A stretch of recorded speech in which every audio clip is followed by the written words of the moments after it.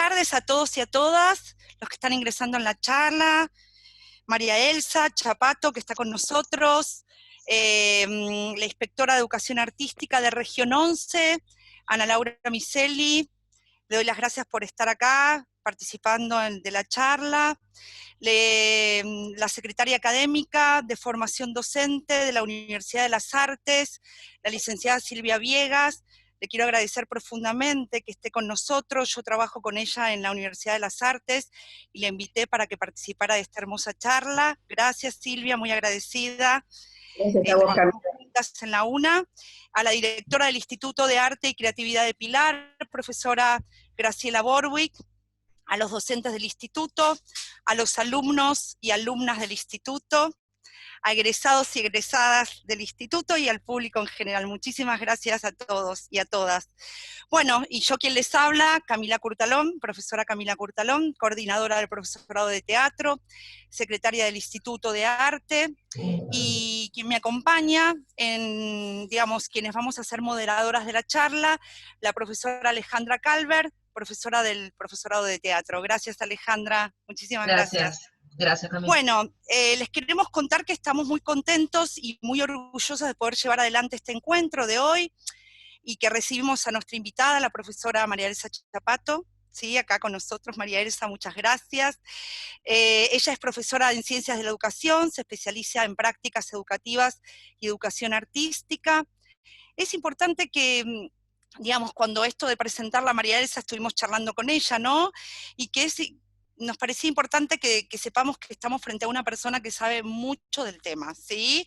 Y que ella nos convoca hoy para poder reflexionar sobre estos temas que nosotros nos están, digamos, nos están convocando a que podamos reflexionar desde que iniciamos nuestra tarea como docentes de arte en general.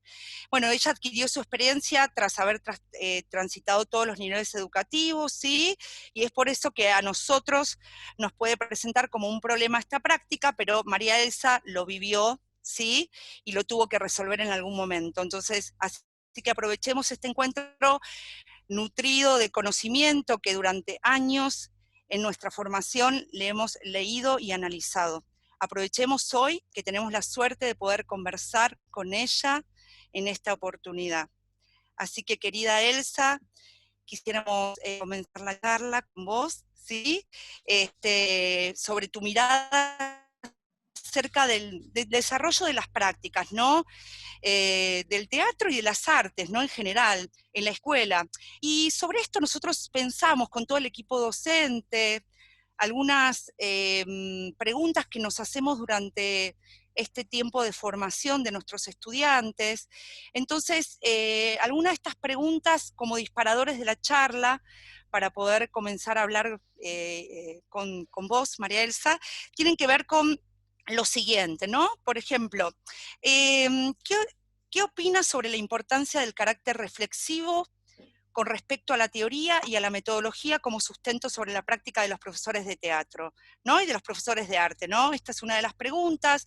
Otras preguntas que se nos vienen continuamente, ¿no? En esta formación de nuestros estudiantes es, ¿cómo advierte que se asume esta finalidad de dar teatro en la escuela? De dar teatro, de dar alguna materia que tenga que ver con las artes, ¿no? Artes visuales también está incluido acá, tenemos alumnos de artes visuales. La evaluación, otro punto importante es cómo vemos la evaluación, ¿no? En teatro, que siempre aparece continuamente, ¿no? ¿Y para qué evaluamos y por qué evaluamos? Era una de nuestras preguntas. Y como último, esta responsabilidad que tenemos como docentes de una enseñanza de un lenguaje específico, ¿no? Dentro de la escuela, ¿no? La importancia.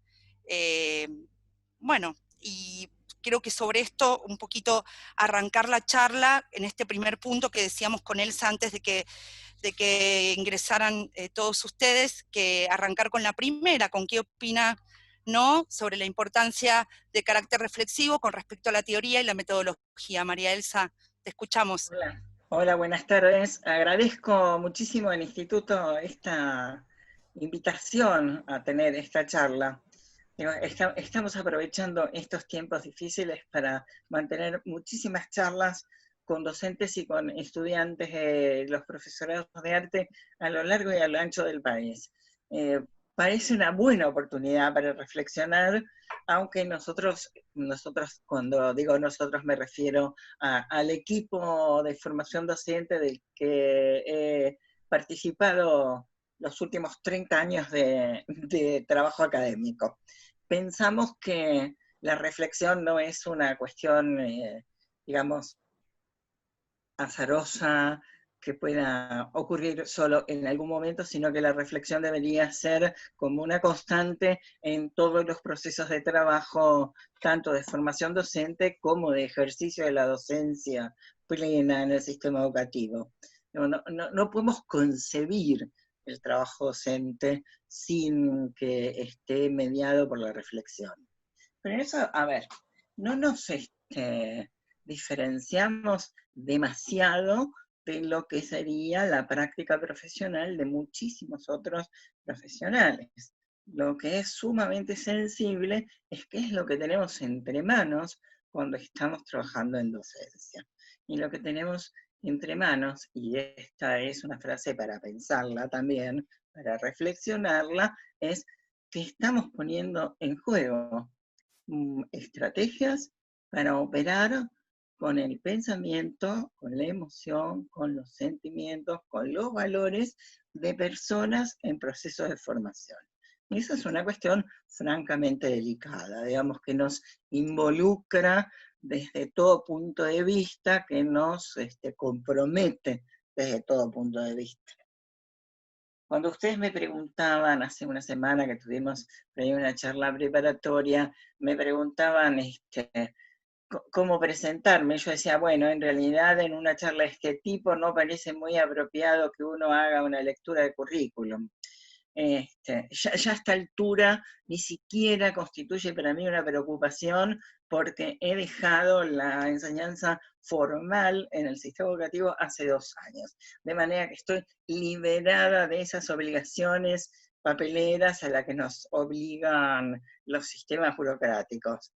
Digo, en realidad lo que uno acumula a lo largo de muchos años de trabajo en distintos recorridos es una experiencia. Y ahí recurro yo al concepto de experiencia de John Dewey, que dice que en realidad las experiencias no son las cosas que hacemos, sino aquellas cosas que hacemos que nos cambian y que nos transforman. Es importante pensar eso. Entonces, bueno, ¿cómo hacemos para construir esta experiencia? Claramente la experiencia de uno es una experiencia vital, completa y compleja, donde se integra esto de desear una profesión, de incluirse en un proceso formativo formal en instituciones, pero que esto se reúne con el tránsito de uno mismo por diversas instituciones, por diversos espacios sociales, por la vivencia que se tiene de encuentros, de desencuentros, de participaciones, de fiestas, de alegrías, de duelos, de dolores. Digo, todo eso constituye el bagaje de experiencia con que vamos a vincularnos con otros. Digo, frente a esto uno se posiciona. ¿Qué tránsitos he hecho?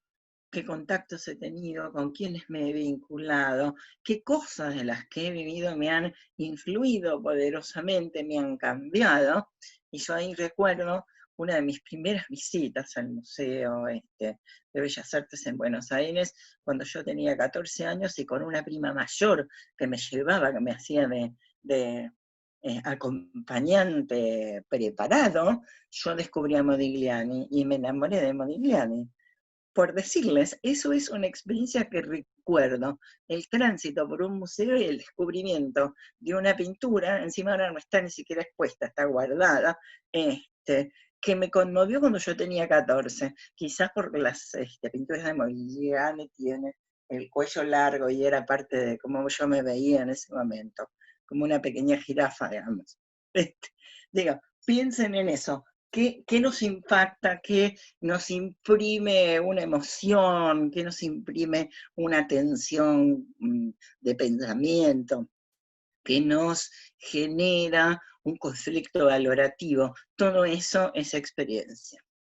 De hecho, me jubilé con 52 años de docencia continuados. Es mucho tiempo. Es como ver la historia de la educación en vivo.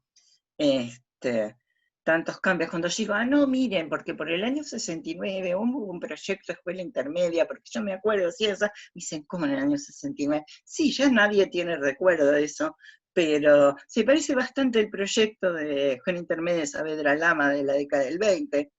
Ajá, miren un poco, es como revivir la historia de la educación, ¿no? Bien, digo esto, en esa experiencia mía, yo me recibí de maestra normal y empecé a trabajar en otra escuela normal. Y ya en el año 68, como maestra de grado, yo tuve practicantes a cargo. Miren lo que les estoy diciendo. Yo tenía 18 años y era maestra de grado y tenía practicantes a cargo. Quiere decir que la experiencia de las prácticas son una experiencia muy fuerte porque estaba yo todavía como docente novato cuando tuve que recibir en el salón de clase practicantes. Esto es una cosa fuerte, muy fuerte, muy organizadora, porque implicaba tener que compartir con otro de la misma edad un trabajo que iba a ser supervisado y que tenía que tener un cierto formato, una cierta lógica, y del cual había que evaluar si había sido exitoso o no. Miren qué responsabilidad. ¿Está? Digo, y todo esto además se hacía por escrito, se hacían los planes por escrito, se hacían por escrito las evaluaciones, y eso se compartía con los profesores de práctica de la escuela normal. Fíjense, estoy hablando de antes de que la escuela normal se convirtiera en un terciario formador de docentes. Los docentes todavía en ese momento salían de la escuela secundaria. Quiero decir, la experiencia de las prácticas es una experiencia que se instala muy tempranamente en el sistema educativo, ya unos pocos años después de la creación de este sistema normalista. Ya entonces se empieza a pensar cuáles serían los trayectos que tendrían que recorrer los maestros en formación para que su tránsito fuera conduciéndolos a una cierta idoneidad profesional. Miren, todas palabras que estarían como sometidas a revisión, a reflexión crítica, a replanteo, a nuevos planteos, a pensamiento nuevo sobre qué quiere decir esto.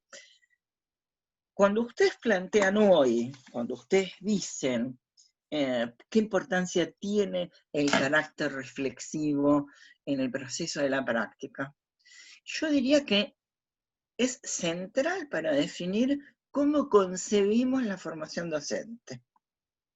¿Por qué traigo el ejemplo antiguo de ya 50 y pico de años atrás? Es porque en ese momento, por la década de los 60, en que deja de formarse los maestros en la escuela normal, lo que valía era un formato único, que eran modelos de clase. Entonces lo que uno aprendía en ese momento era un modo de hacer que era una especie de réplica de las buenas clases que daban otros docentes, que eran los profesores de la escuela normal. Quiere decir, el practicante se formaba replicando un modelo. Yo hice eso cuando me tocó practicar. Bueno, yo empecé la escuela como muy tempranito, de manera que yo practiqué cuando tenía 16 y 17 años. Y a los 18 estaba trabajando. Fíjense ustedes que repetir un modelo cuando uno tiene 16, 17 años hace bastante difícil la aparición de la crítica por voluntad propia, la entidad de la reflexión crítica en un jovencito que todavía está tratando de vérselas con las herramientas más básicas. Me gustaría que pensaran en la gravedad de eso, ¿no? Bueno, hoy, ¿qué sucede?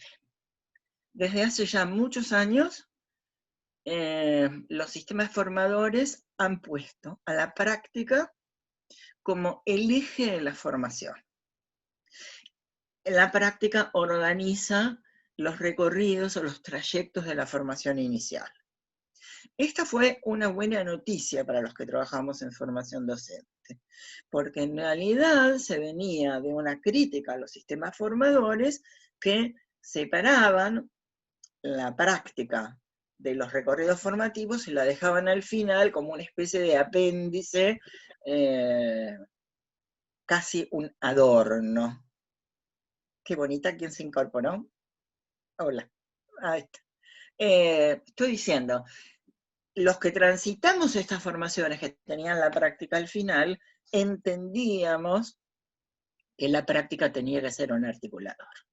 Y que en realidad uno debe formarse para la práctica a lo largo de todo el proceso formativo.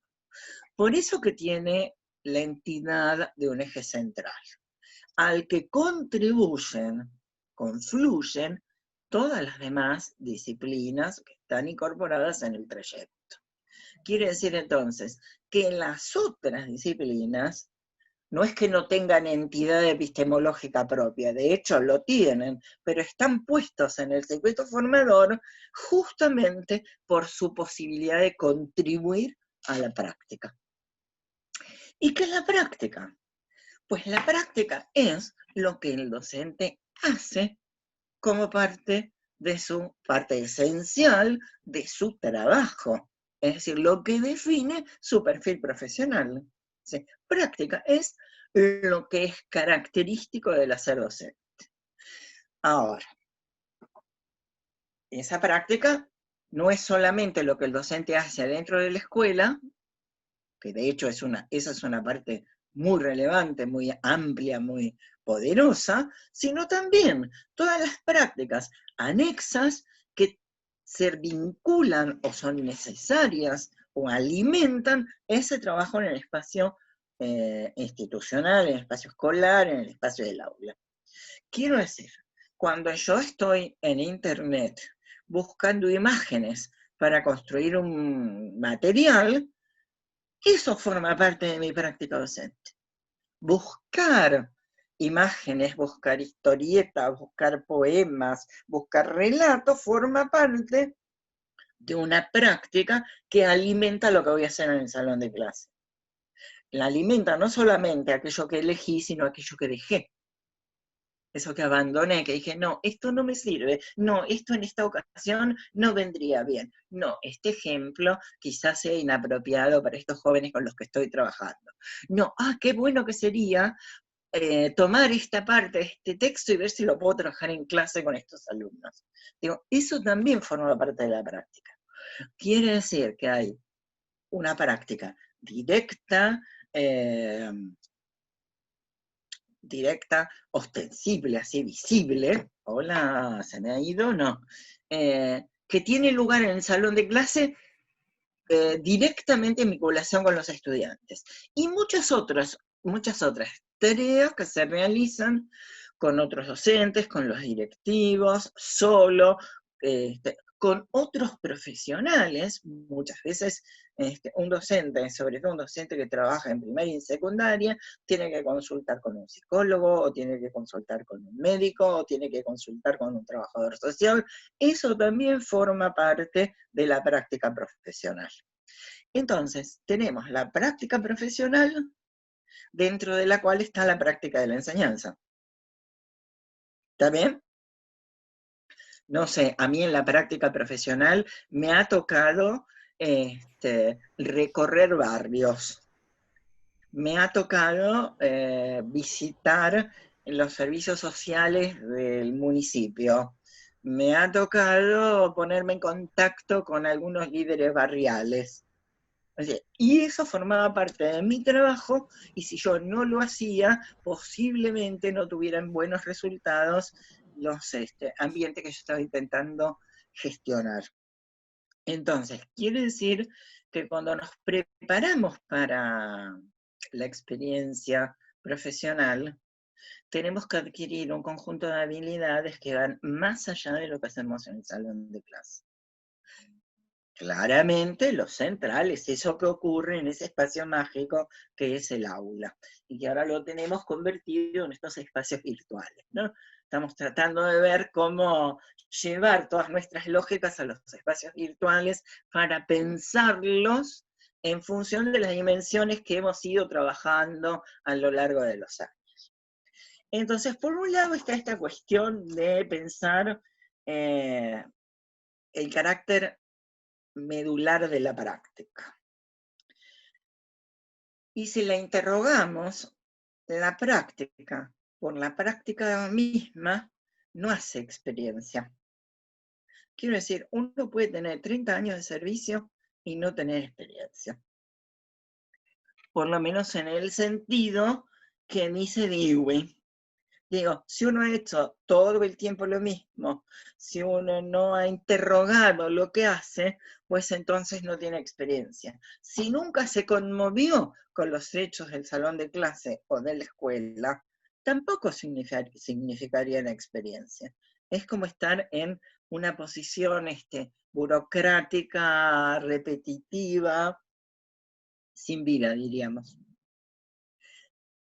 Es decir, la práctica es práctica reflexiva cuando nos tensiona, cuando nos obliga a pensarla y a pensarnos en esa práctica.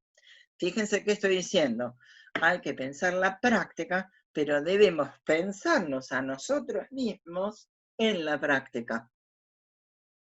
O sea, no estoy diciendo que lo reflexivo sea que miremos lo que sucede en el salón de clase, sino que tenemos que mirarnos a nosotros mismos puestos en esas situaciones vitales tan comprometidas y tan apasionantes. Yo siempre he sostenido que uno puede pasar 50 años en la docencia si se divierte enseñando. Miren lo que estoy diciendo, esto desde el punto de vista teórico podría ser mal visto, pero digo, para mí divertirme con lo que estoy haciendo es fundamental. Esto es, me apasiona, me gusta, estoy no solamente entretenida, sino que estoy apasionada con lo que estoy haciendo, y entonces lo que hago se convierte en algo vivo. Quizás los alumnos no lo vivan de la misma manera, es decir, no van a creer que yo he cosechado solo aplausos y admiración.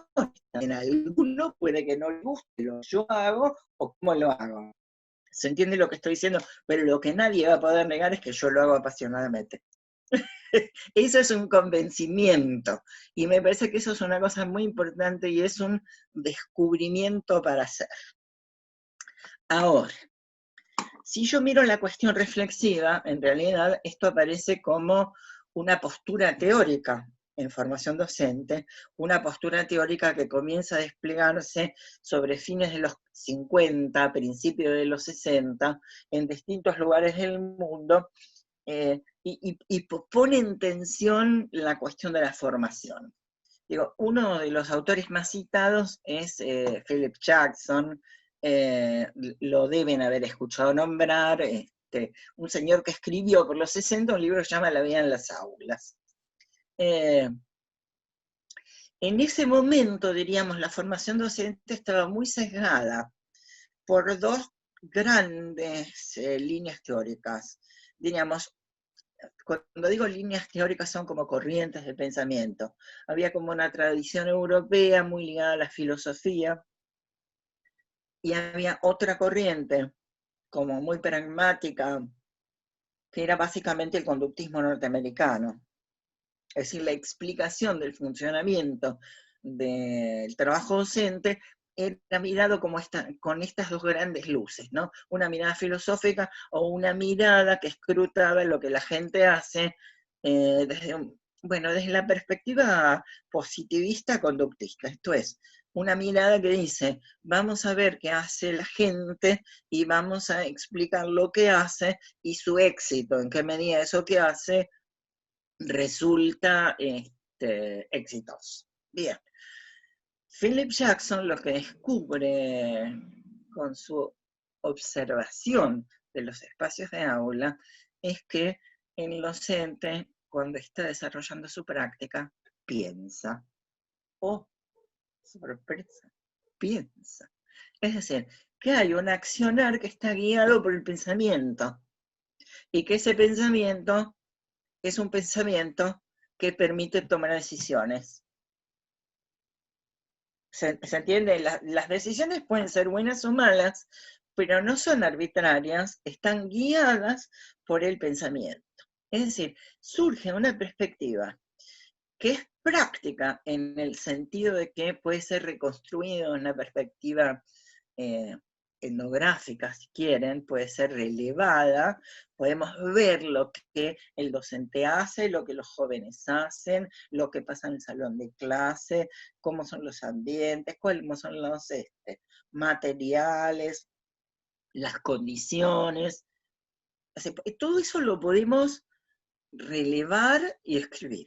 Pero además lo que tenemos que tener en cuenta, que no solamente los alumnos son personas que están pensando cuando están en el salón de clase, sino que también el docente es alguien que está pensando mientras está hablando, mientras está retando a un niño, mientras está tomando asistencia, mientras está eludiendo algo que vuela por el salón de clase.